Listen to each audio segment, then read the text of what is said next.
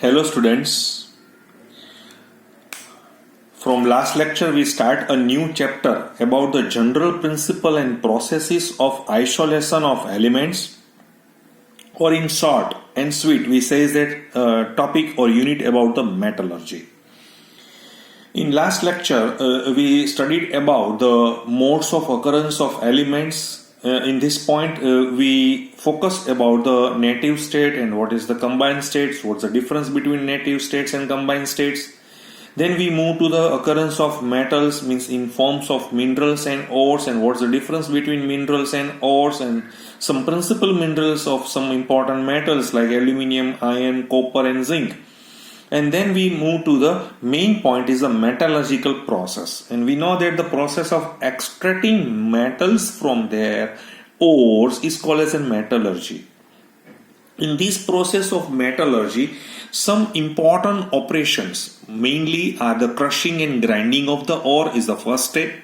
Then concentration or beneficiation of the ore is a step number 2. Then third one is the extractions of crude metal from the concentrated ore, and next one is the refining of the crude metal. In last lecture we talk about the crushing and grinding of the ore. So first we know that the ore usually occurs in the nature in form of big lumps, and these lumps are broken into small pieces with the help of such a type of crushers or grinders, and this is called as crushing. And after the crushing, these small pieces are then reduced to a fine powder with the help of ball mill or stamp mill, and this process is called as pulverization. So there is a difference between crushing and pulverization. And after this crushing and grinding of the ore, we move to the concentration or beneficiation of the ore. Okay, let us start once again. Ores, they are obtained from earth crust, are never pure. Alright, so they are usually associated with earthy and siliceous impurities, like in addition to impurities of the other minerals, is called as a gangue or matrix. And these impurities have to be removed from the ore before the extractions of metal is actually done. Right? So, in other word, gangue or matrix is a part-time impurities, right? So, the removal of unwanted earthy and siliceous impurities like gangue or matrixes from the ore is called as an ore dressing or concentration of ore, and the process used to concentrate an ore is called as an beneficiation process. उसको हम beneficiation process भी हम बोल सकते हैं. So, the finally grounded ore, जैसे मैंने अभी आपको बोला था कि जो ग्राउंडेड और होती है उसको मुझे फाइनली ग्राउंडेड और होती है उसको मुझे कॉन्सेंट्रेटेड के लिए 2 मेथड्स मुझे यूज करनी पड़ेगी. उसको एक बार हम बोलेंगे हैंड पिकिंग प्रोसेस भी हम बोल सकते हैं, और दूसरा है वो है हाइड्रोलिक वॉशिंग, और या हम उसको लेविगेशन भी बोलते हैं, या उसको ग्रेविटी सेपरेशन भी हम बोलेंगे. तो देखिए ये हैंड पिकिंग प्रोसेस में क्या होता है आप एक बार देख लीजिए. In case the impurities are quite distinct from the ore, जैसे अब हमें दिखाई दे रही है कि भाई ये पोर्शन और ये पोर्शंस बिल्कुल अलग ही दिखाई दे रहे हैं. So that this may be differentiate by a naked eye. हम अपनी तरह से तो हम उसको सेपरेटेड बाय हैंड पिकिंग, तो उसको हम इस तरह से यहाँ पे भी निकाल सकते हैं. हाँ, जैसे कई बार आपने देखा होगा कि मेरी माताजी है या मेरी नानी या मेरी दादी जो गेहूं साफ करने के समय वो देखती है कि इसमें जो इम्प्यूरिटीज यानी जो कंकर होते हैं वो उसको नेक ऐसे नहीं, तो वो हैंड पिक से ही निकाल देती है. उसी तरह से यहाँ पे हैंड पिकिंग की प्रोसेस यहाँ पे भी हो रही है. दूसरा है वो है हाइड्रोलिक वॉशिंग हम बोलेंगे. सो दिस प्रोसेस बाय विच, उसमें क्या होगा, ये वॉशिंग क्यों करना पड़ेगा, क्योंकि इसमें lighter earthy particles are freed from the heavier ore particles. देखिए हमारी जो ओर होती है वो ज्यादातर हेवियर होती है, और उसमें जो मैंने अभी आपको बोला ना जो गैंग और मैट्रिक्सेस होते हैं वो थोड़ी लाइटर होने की वजह से हम उसको निकाल देंगे. जैसे washing with water is called as levigation, हम उसको लेविगेशन भी बोलेंगे. For this purpose, the ore is either agitated with water or washed with an upward stream of running water. उसके लिए हम ओर को पानी के साथ एजिटेट भी करेंगे या हम उसको upward stream of running water से उसको वॉश करेंगे. So the lighter impurities are washed away while heavier ore particle is settle down. तो वो इस तरह से सेटल डाउन हो सकते हैं. तो देखिए, दिस मेथड जो भी हमने अभी दो मेथड बताई थी आपको, is used when the ore particles are heavier than the earthy और रॉकी गेंड पार्टिकल. ये मेथड कब यूज हो सकती है कि हमारे ओर पार्टिकल होते हैं वो हेवियर होने चाहिए जो हमारे अर्थी और रॉकी गेंड पार्टिकल से के सामने. सो the oxides ore such as those are iron, जैसे मैंने हीमेटाइट के बारे में बात की थी, टीन स्टोन होते हैं जिसमें जैसे नेटिव ओर्स ऑफ गोल्ड होते हैं, सिल्वर होते हैं. So they are usually concentrated by this method. Okay, so this process is carried out in specially designed tables called as Wilfle tables. उसको हम Wilfle tables भी हम उसको बोलेंगे. यहाँ पे मैंने अभी आपको पहले भी बोला था, लास्ट लेक्चर में भी बोला था, मैं थोड़ा ये लेसन को पूरे डिटेल में मेरी जो स्टाइल है, मेरा जो यूनिकनेस है, तो मैं पूरा उसको स्टेप बाय स्टेप धीरे धीरे हम इसमें आगे बढ़ रहे हैं ताकि आपका पूरा जो कॉन्सेप्ट है वो आपको समझ में आ जाए. वो सेपरेशंस करने का एक जो यहाँ पे तरीका यहाँ पे बताया है वो है इलेक्ट्रोमैग्नेटिक सेपरेशन. क्या दिखाया है? Electromagnetic separation. वो आपने स्टैंडर्ड 10th में पढ़ा होगा. This method of concentration is employed when either the ore the impurities associated with it are magnetic in nature. या हमारी इम्प्यूरिटीज मैग्नेटिक हो या हमारी और मैग्नेटिक हो. जैसे मेरे पास क्रोमाइड की एक यहाँ पे और मैंने यहाँ पे दिखाई हुई है, जैसे FeO इंटू Cr2O3 या हम FeCrO4 भी बोलेंगे. देखिए, ये ज्यादातर जो ये जो और होती है वो क्रोमियम की है, राइट. सो इट्स एन और ऑफ क्रोमियम. और जैसे मैंने मैग्नेटाइट की बारे में बात की थी Fe3O4, तो वो आयन की होती है.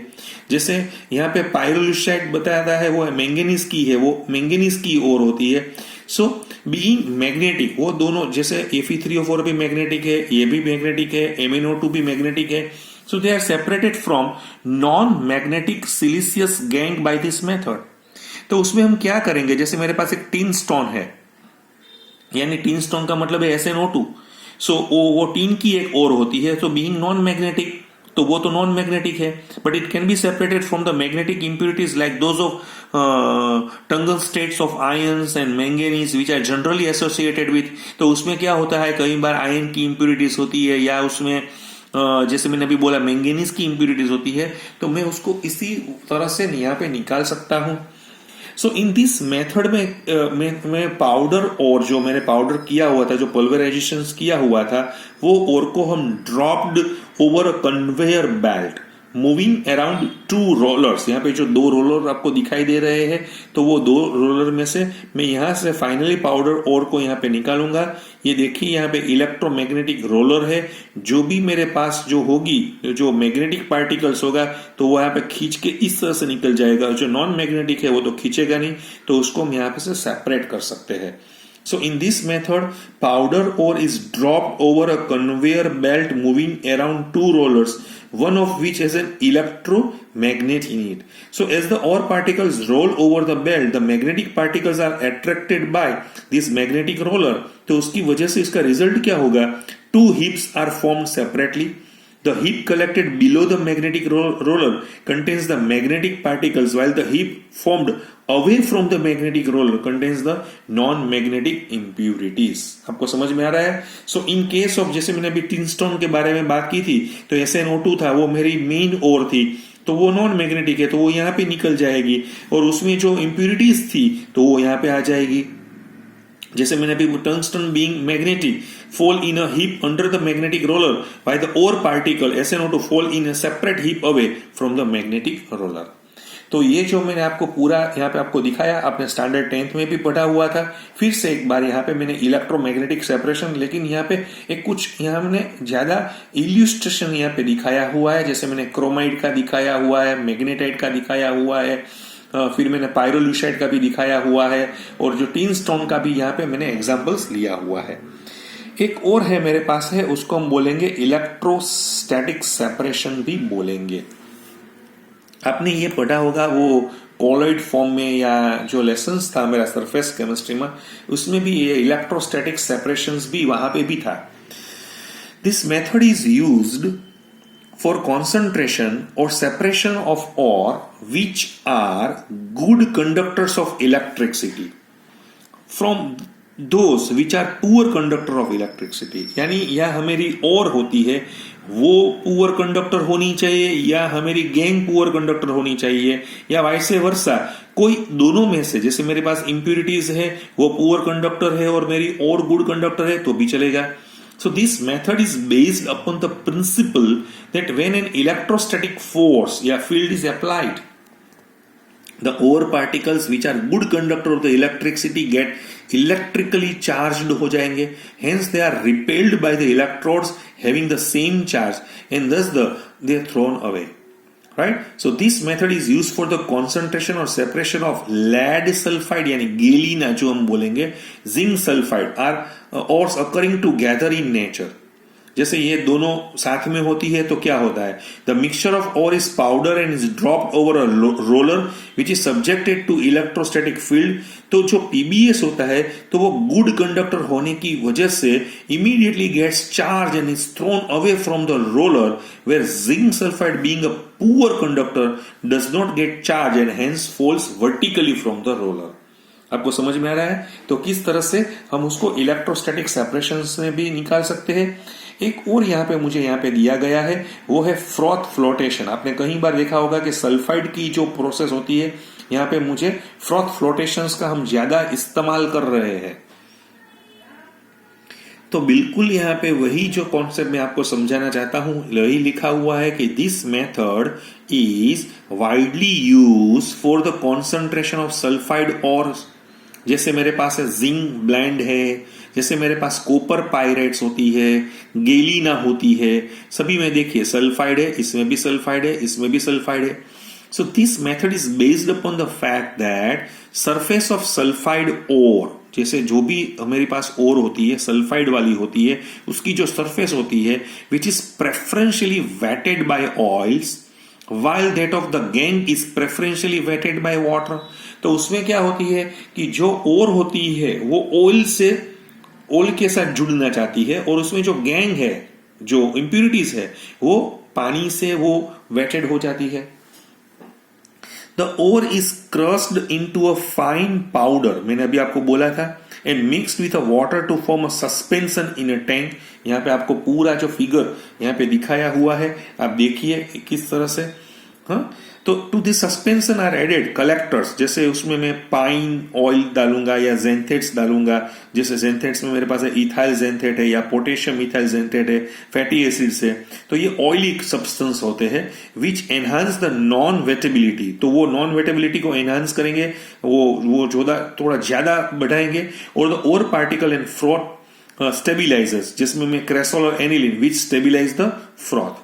उसमें देखिए आपने जो पूरा फिगर यहाँ पे देखा हुआ है, अब देखिए ये जो फ्रॉथ फ्लोटेशन प्रोसेस में एक रोटेटिंग पैडल्स है, यहाँ से एयर यहाँ पे दी हुई है, यहाँ से मैंने पल्प ऑफ ओर और जो ऑयल है वो दिया हुआ है। यहाँ पे जो पैडल है तो वो थोड़ा वो उसको घुमाएगा, जो उसको स्टरर भी हम बोलेंगे। तो अभी क्या होगा कि the suspension is violently agitated by the rotating pedal which draws in air causing frothing। तो उसमें से वो जो फ्रॉथ है वो निकलना शुरू हो जाएगा। ड्यूरिंग दिस प्रोसेस, इसमें क्या होगा, during this process the ore particles जो भी होंगे विच आर ऑयल में, और में तो हमने देखा था कि जो मेरे पास जिंक ब्लेंड वाली ओर है, या कॉपर पायरेट्स वाली ओर है, या गेलिना वाली जो भी सल्फाइड ओर्स होती है which are preferentially wetted by the oil become lighter and thus rise to the surface along with the froth. और जो मेरे पास गैंग वाली पार्टिकल्स होते हैं which are preferentially wetted by water, तो बिकम हेवियर होने की वजह से वो सेटल डाउन हो जाएंगे at the bottom of the tank. So the froth is skimmed off, यहां से जो ऊपर वाला जो फ्रॉथ है वो हम यहां से निकाल देंगे। right? And it is allowed to collapse and finally dry to get a concentrated ore. ये जो हम concentrated ore की बारे में जो हम बात करेंगे, तो यहाँ जो पूरा मुझे यहाँ पे जो ore froth मिलेगा उसको हम यहाँ पे निकालेंगे, उसको skimmed off कर देंगे, फिर उसको collapse करेंगे और finally dry to get the concentrated ore. यहाँ पे दिखाया गया है कि if the minerals to be concentrated consist of sulfides of two metals, right, एक बहुत ही बढ़िया पॉइंट यहाँ पे दिया गया है, आप देखिए यहाँ पे, if the minerals to be concentrated consist of sulphides of दो अलग अलग मेटल के सल्फाइड्स है, तो मैं क्या करूंगा, then by adjusting the proportions of oil to water it is often possible to separate one sulfide from the other. Sometimes additional reagents called for depressions, यहाँ में और एक तरीका भी है मेरे पास, लेकिन वो कब यूज करना पड़ेगा, दोनों मेटल्स के सल्फाइड साथ में हो तो उसको डिप्रेशंस में मैं यूज करूंगा to prevent one type of sulphide ore particles from forming the froth with the air bubbles. जैसे मैंने यहाँ पे एक सोडियम साइनाइड यूज किया हुआ है, एज ए डिप्रेशंस में यूज करता हूं, तो वो क्या होगा, पीबीएस जो लेड सल्फाइड है वो और को जिंक सल्फाइड से अलग कर देगा. क्यों अलग कर देगा, देखिए इसका रीजन ये है कि NaCN है वो Zn के साथ एक यहाँ पे कॉम्प्लेक्स कंपाउंड बना रहा है, आपको नाम तो मालूम ही होगा, सोडियम टेट्रासाइनोजिंकेट, राइट. जो सोडियम टेट्रासाइनोजिंकेट है वो बनाने की वजह से, सो once again this is due to the reason that this sodium cyanide forms a zinc complex on the surface of ZnS.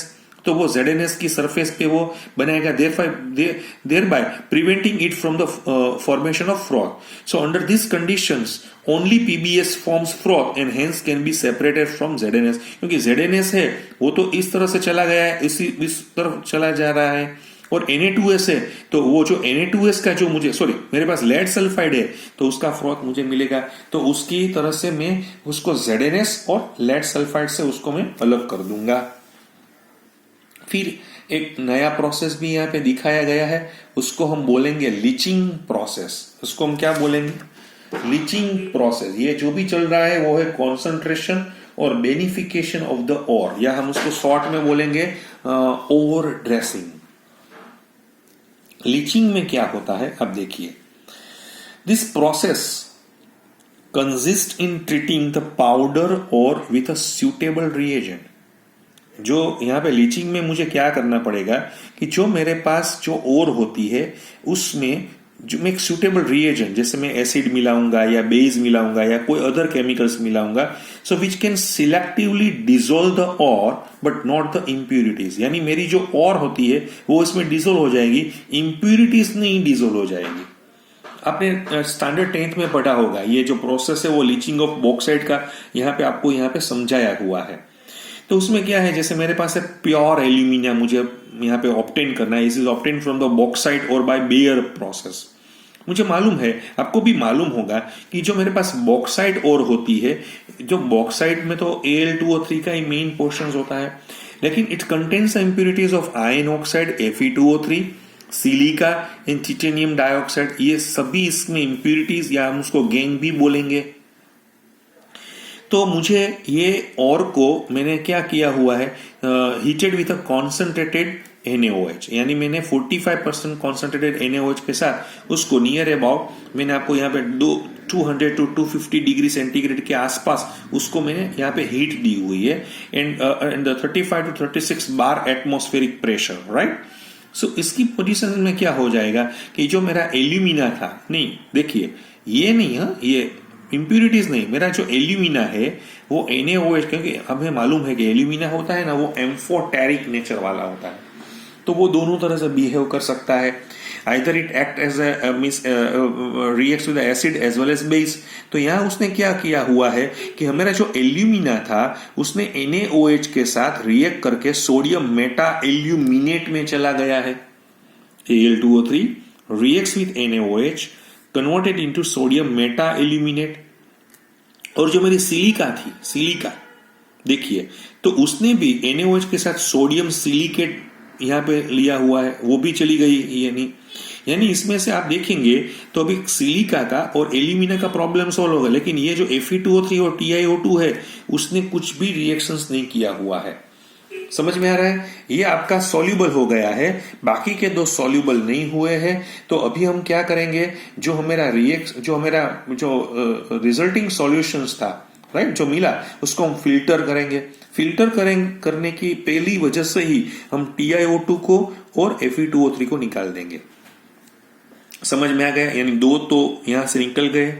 अभी हम उसको कूल करेंगे, उसका पीएच भी एडजस्ट करेंगे, जैसे मैं कार्बन डाइऑक्साइड को निकाल के यहाँ पास करके, क्योंकि we know that the carbon dioxide is acidic in nature, right? So when we neutralise with carbon dioxide, so when aluminium hydroxide जो देखिए यहाँ पे मैं क्या करूंगा, मेरे पास एल्यूमिनियम हाइड्रोक्साइड का जो है वो एसिडिक टोन होता है, यहाँ पे आपको यहाँ पे दिखाई देगा, राइट? समझ में आ रहा है? तो मैं उसको क्या करूंगा, तो मैं उसको कार्बन डाइऑक्साइड जो एसिडिक है उसके साथ मिलाऊंगा, तो वो कन्वर्ट हो जाएगा सोडियम बाइकार्बोनेट में, और Al2O3 इंटू XH2O यहां से मैंने निकाल दिया हुआ है। फिर से मैं आपको दिखा रहा हूं कि एल्यूमिनियम, यहाँ पे एल्यूमिनियम हाइड्रोक्साइड है, वो प्रेसिपिटेट होने की वजह से therefore the solution is seeded with freshly prepared samples of hydrated alumina. When hydrated alumina gets precipitated, leaving sodium silicate in the solution. अभी जो हाइड्रेटेड एल्यूमिना था जो मुझे यहाँ पे, तो मैंने उसको हीट करके पानी को भी निकाल दिया, तो मैं अभी Al2O3 तक चला गया, तो उसको हम लीचिंग ऑफ बॉक्साइट बोलेंगे।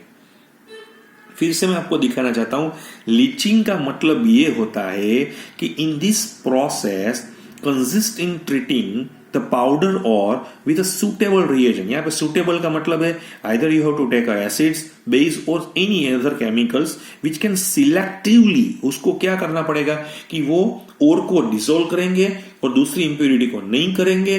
तो ये जो पूरा प्रोसेस है उसको हम क्या बोलेंगे, लीचिंग बोलेंगे। उसी लीचिंग की वजह से हम सिल्वर या गोल्ड और जो भी होती है उसको भी उसी तरह से हम निकाल सकते हैं। जैसे मैं यहाँ पे आपको बिल्कुल शॉर्ट में समझाना चाहता हूं, पूरा मैं यहाँ पे नहीं लूंगा। लीचिंग ये बॉक्साइड के लिए तो था, लेकिन sometime leaching is also use for extracting precious metals. जैसे मेरे पास सिल्वर है, गोल्ड है, तो मैं क्या करूंगा, सिल्वर और गोल्ड के जो मेटल्स होते हैं, उसकी जो ऑर्स के मेटल्स होते हैं, उसको मैं सॉल्युबल कॉम्प्लेक्स में कन्वर्ट कर दूंगा, राइट? तो जो मेथड्स यहाँ पे मैं कन्वर्ट करने की जो प्रोसेस होती है उसको हम साइनेड प्रोसेस भी बोलते हैं, make Arthur forest signed process भी हम बोलते हैं। जैसे सिल्वर के केस में होती है, तो सिल्वर के लिए बाद में हम बात करेंगे, लेकिन यहाँ पे मुझे लीचिंग का जो कॉन्सेप्ट आपको समझाना था वो आपको समझ में आ गया होगा। नेक्स्ट जो मेरा जो था, जो अभी हमने पूरा यहाँ पे जो पूरा टॉपिक लिया हुआ है, अभी जो हम नेक्स्ट हम क्या करेंगे कि मुझे जो कॉन्सेंट्रेटेड ओर में तो हम चले जाएंगे, क्योंकि हमने जो अभी ओर ड्रेसिंग का पॉइंट तो खत्म कर दिया। अभी जो मुझे कॉन्सेंट्रेटेड ओर मिली हुई है उसमें से मुझे मेटल को क्या करना पड़ेगा, एक्सट्रैक्ट करना पड़ेगा। तो ये प्रोसेस के बारे में हम पहले थोड़ी बात कर लेते हैं।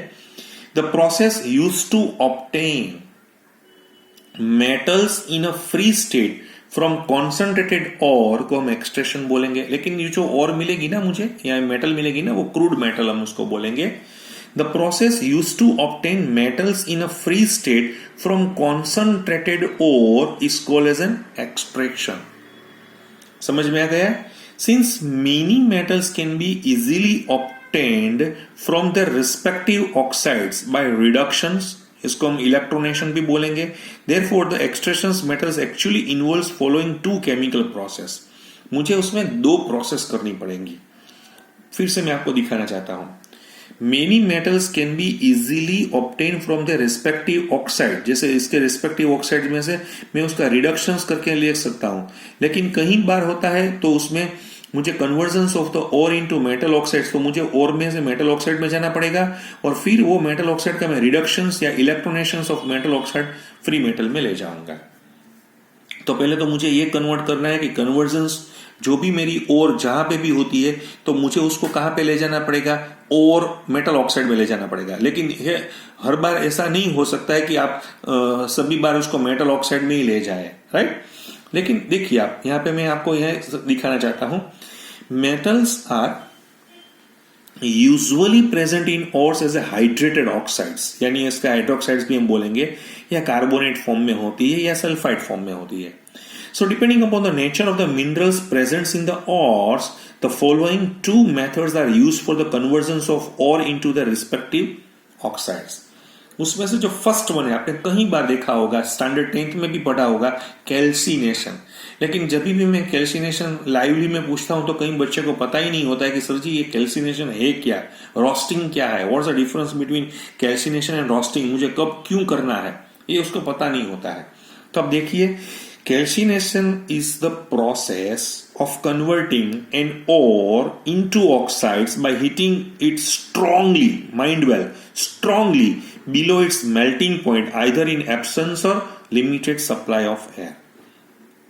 कैल्सिनेशन का जो बिल्कुल प्रोसेस है, मैं उसको ओर में से उसके ऑक्साइड में मुझे जाना है तो मुझे उसको हीट करना पड़ेगा, स्ट्रांगली हीट करना पड़ेगा, लेकिन उसके मेल्टिंग पॉइंट से ज्यादा नहीं, उससे कम, राइट. आइदर आप लिमिटेड सप्लाई ऑफ एयर में चले जाए या एब्सेंस ऑफ एयर में चले जाए, लेकिन फुल सप्लाई ऑफ एयर की यहां पे बात नहीं की हुई है. So this method is commonly used to convert metal carbonates and hydroxide into their respective oxides.